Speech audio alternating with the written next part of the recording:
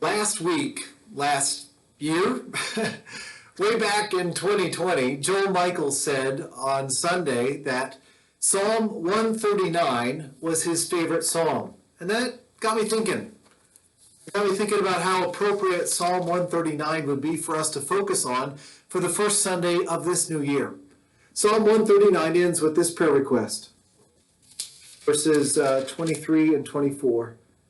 Search me, O God, and know my heart. Test me and know my anxious thoughts. See if there is any offensive way in me, and lead me in the way everlasting. Isn't that a great prayer? So the title for today's message is simply, Search Me. And that's not a snide remark like, I don't know, search me. No, it's a prayer for God to look into our hearts and to see what is truly there. It's an invitation for God to know us as we really are and to move us to become who he wants us to be. You see how that's a great prayer to begin the new year? Search me. How did King David get to the point where he could and would ask God to search him in that way? So 2021 is now upon us. Who knows what this year will bring? I sure don't. None of us could have predicted the events of 2020, so maybe prognostication should not be our focus as the new year dawns. I'm certain that 2021 will have more blessing in it for God's people. And there's some key things that I'm praying for, including the return to close fellowship in person with other believers. I want to shake hands and hug at church. I want to sing shoulder to shoulder with you and not worry that I'm putting you at risk. I want us all to be together and partake of the Lord's Supper and have a big old fellowship meal in the fellowship hall. And I believe that may come in 2021. Lord willing, it will. But I'm also sure that 2021 will have more trouble in it for God's people. Trials and difficulties, some of them bewildering, perhaps more bewildering, more dangerous, more difficult than even last year. I don't know. So the bigger question is not what is going to happen to me in 2021, but what kind of a person am I going to be before God in 2021? Will I be faithful? Will I be trusting? Will I be obedient? Will I be loyal? What kind of a person am I going to be before God in 2021? That's the question. Search me. And an even greater question, more importantly still, is what kind of a God will God be in 2021? Well, Psalm 139 has wonderful answers to that question. Psalm 139, verse 1. Of David, for the director of music, of David, a psalm. Now, we don't know much more about the context of this prayer. Many scholars believe that David has been accused by someone else of being unfaithful to the Lord, and he's seeking some kind of vindication here. I'm not sure if that's true. I'm not sure at all what the historical setting was for this psalm. As we've been learning in this series on the Psalms, sometimes it's better not to know those details because the application feels even more immediate to our lives right now. Regardless of the setting, it's a psalm of King David meant to be sung by others like you and me and applied to our lives today. David ends the psalm by asking God to search him, but he begins the psalm by stating that he knows that the Lord already has searched him. Look at verse 1. O Lord, you have searched me, and you know me. I've got 4 points this morning. Here's number 1. You know me. David to God, you know me. David can end up asking God to search him because he already knows that the Lord has already done so. You know me. Oh Lord, you have searched me and you know me. Now that word search means to examine. In our computerized world, we use the word search all the time these days. Often we set something going to find a piece of information that we lack. We Google things nowadays, right? The ubiquitous search bar. But this is not an impersonal search for a trivial piece of information. This is being known. This is being examined. This is a person taking a close look at another person. It's more like a trip to the doctor than putting a query in a Google search bar. God, you've checked me out. You know me. David is amazed at how well God knows him. Verse 2. You know when I sit and when I rise, up or down, you know it. Not just what position I'm in, what I'm thinking. You perceive my thoughts from afar. God is a mind reader. Verse 3. You discern my going out and my lying down. You're familiar with all my ways. Whether I get up and head out on a walk in the morning or come home and go to bed, you know all of my doings, my patterns, my ways. And this is not just impersonal information. It's not just that God has a database of factoids about me. He knows me. He is familiar with my ways. Many of you have pets. You know the ways of your pet? If you came home and your pet was nowhere to be seen, do you have a pretty good idea where they would be found? You know the ways of your pet, their comings and goings and habits. It's not just that you could look it up in an encyclopedia. This is what cats normally do. This is what dogs normally do. You know this particular pet and how he or she acts. You are familiar with their ways. How much more is God familiar with our ways? He knows us better than we know ourselves. Verse 4, before a word is on my tongue, you know it completely, O Lord. Sometimes my wife Heather knows what I'm going to say before I do. I thought I just came up with that sentence, but Heather was way ahead of me. Not necessarily because we think alike, but because she knows me. How much more does God know us? You see how personal this psalm is? David is saying, you know me completely. And not just as a bunch of facts, but personally, intimately, deeply, truly, relationally. You know me. Verse 5. You hem me in, behind and before. You have laid your hand upon me. Such knowledge is too wonderful for me, too lofty for me to attain. I just can't grasp how much you know me, God. David is filled with wonder that he is known in this way. Does that same truth fill us with wonder today? Most people desperately want to be known. I think that's one of the major reasons for much of what we see for today, for example, on social media like Facebook, Instagram, and Twitter.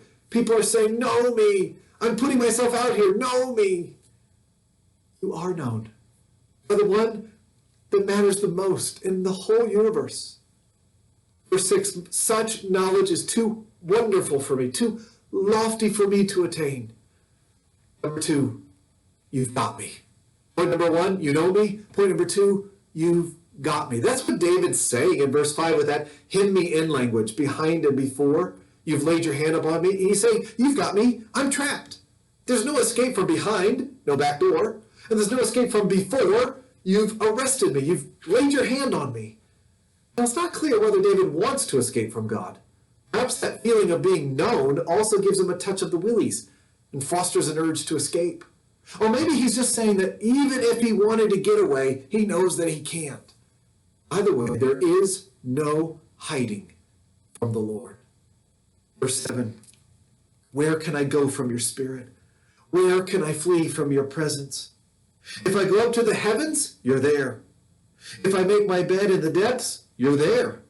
If I rise on the wings of the dawn, if I settle on the far side of the sea, even there your hand will guide me. Your right hand will hold me fast. There's no getting away from God. He is everywhere. If verses 1 through 6 were about God's omniscience, verses 7 through 12 are about God's omnipresence. But it's not just that God is there and standing around like some absent-minded professor. Oh yes, he's here, but he's not all here. No, this is saying that God is present. He is relationally with David wherever David would run to. The sky? Check. The ocean floor? Check. Flying at the speed of light? He's there. On the other side of the world? Yep, he's over there too. You can't get away from God. You can run, but you can't hide. Not even in the darkest place. Verse 11. If I say, surely the darkness will hide me, and the light become night around me, even the darkness will not be dark to you. The night will shine like the day, for darkness is as light to you. For the God who is light, there is no place that is dark. What's the upshot of all this? Well, at first it might not seem like good news. I mean, who wants inescapable supervision? Somebody watching you all the time? It sounds like a prison. But David knows that it is good news. Listen to verse 10 again. Wherever I am, even there your hand will guide me.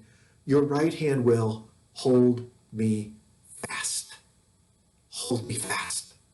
I'll tell you who wants inescapable supervision. Sheep do. Or at least if they don't want it, they need it. Sheep need a shepherd. You and I are sheep people. We're needy people. And we need a good shepherd to keep a guiding hand on us all the time. It's so good to be able to say, you've got me. Start your prayers in 2021 off with that phrase. Lord, you've got me. Every morning when you get up, Lord, you've got me. When you get in the car, when you're headed off, Lord, you've got me. I know I can't get away from you, and that is such a good thing. I'm yours. Because, point number 3, you made me. I know you. You know me. You've got me. You made me. Look at verse 13. For you created my inmost being. You knit me together in my mother's womb. I praise you because I am fearfully and wonderfully made. Your works are wonderful. I know that full well. This is how deep this relationship goes. David knows that he is the Lord's creation. God is not just omniscient and omnipresent. He is the creator, the maker. God didn't just come to know David over time. He has known David all along from the very beginning because he made David. Now, this is the verse that we quote every January around Sanctity of Human Life Sunday. And that's right. This is all about that. It's all about how God is intimately involved in making us. He designed us. He designed each of us personally, and that bestows a heaping measure of dignity on every human life. But David is saying something even more profound than that. He's saying that in making us, God knows us and has every right over us. Verse 15, my frame was not hidden from you when I was made in the secret place, the womb. When I was woven together in the depths of the earth, your eyes saw my unformed body. All the days ordained for me were written in your book before one of them came to be. I think that David uses the image of the depths of the earth to describe the most hidden place that he can think of. The womb was, for David, the most hidden place a person could live on earth. But God saw into the womb. He knew God was there, and that God was directing that new life. All the days ordained for me were written in your book before one of them came to be. How precious to me are your thoughts, O God. How vast are the sum of them. Were I to count them, they would outnumber the grains of sand. When I awake, I'm still with you. David just lives in amazement. He can't hardly believe how fearfully and wonderfully he is made. And he can't hardly believe how sovereign God is over his life. And he can't hardly believe how deep and long and wide are the thoughts of God. Thoughts that make and create. Thoughts that are so awesome, they cannot be numbered. Now, scholars are divided over what that last sentence in verse 18 means. When I awake, I am still with you. Does that mean that David has been exhausted by these innumerable thoughts and then he wakes up at that point and finishes the psalm? Or does it go back to that first section and mean that even in the mornings when David gets up, there is God? Some scholars even think it means awakening from resurrection, even when we come back from the sleep of death. Any way you take it, the point is, I am still with you. There he is. There God is. God is not absent. God is present. And I am with him. You need to hear that in 2021. God is not absent. God is present. And he is here with us. I am with him. I am with you. Now, how with him am I? How with God am I? Yes, he's all here, but am I all his? I think that's the point of the next 4 verses. For many of us, these 4 verses feel like an intrusion, like they don't fit. We're flying along with Psalm 139, and we get to verse 19, we're like, But these verses flow very naturally for King David. Verse 19, if only you would slay the wicked, O God. Away from me, you bloodthirsty men. They speak of you with evil intent. Your adversaries misuse your name. Do I not hate those who hate you, O Lord, and abhor those who rise up against you? I have nothing but hatred for them. I count them my enemies. Now, we tend to stumble over these verses because they can seem so far from our Lord Jesus' command to love our enemies. And there is something new about our Lord's teaching that at least modifies what's going on here in these verses. But the emphasis here is not on personal hatred of those who are our enemies. The emphasis is on loyalty to God over against those who are his enemies. David is saying that he does not side with those who side against God. You hear it?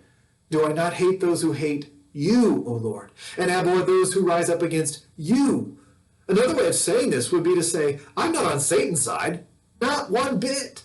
I'm on the Lord's side. I'm on Yahweh's side. I don't identify with the enemies of God. I hate them. Do you see how this works? Now, I'm not saying that we shouldn't love our enemies. God loves his enemies, and he tells us to love them too. But there's a right way to love our enemies, and even a right way to hate them. If the choice is between loving them and their ways, or loving God and his, then we side with God every time. In other words, David is saying, you can count on me. You can count on me. You know me. You've got me. You made me. You can count on me. How's that for a declaration for 2021? I'm going to be on the Lord's side. Lord, you can count on me. Have you said that to God in 2021? You can count on me, Lord. You know which side of the battle you will find me on. I know that you know me. I know that you've got me. I know that you've made me. And so I am yours. I am completely yours. So yeah, go ahead. Search me. Verse 23. Search me, O God, and know my anxious thought, my heart. Search me, O God, and know my heart. Test me and know my anxious thoughts. See if there is any offensive way in me, and lead me in the way everlasting. Go ahead, Lord. I know that you already know what you'll find. So look, search me, know my heart, test me, examine me, listen to my very thoughts. I admit some of them are very anxious. Not just anxious in general, but anxious about 2021. If I'm really honest, yeah, I'm anxious about you too, God. Lord, sometimes you worry me. Sometimes I feel like I want to escape, to hide, to get out of your gaze. But I know that there's nowhere to go. And when I think about it the right way, I know that there's no place I'd rather be than with you. So make this your prayer as you step into the new year. Search me, Lord. You can see for yourself that I love you and that I'm loyal to you. I am on your side. In 2021, you can count on me. See if there's any offensive way in me. And if there is, I turn from it right now. Point it out to me and change me. Lead me in the way everlasting. Put me on the path of righteousness that you have marked out for me. Lord, search me.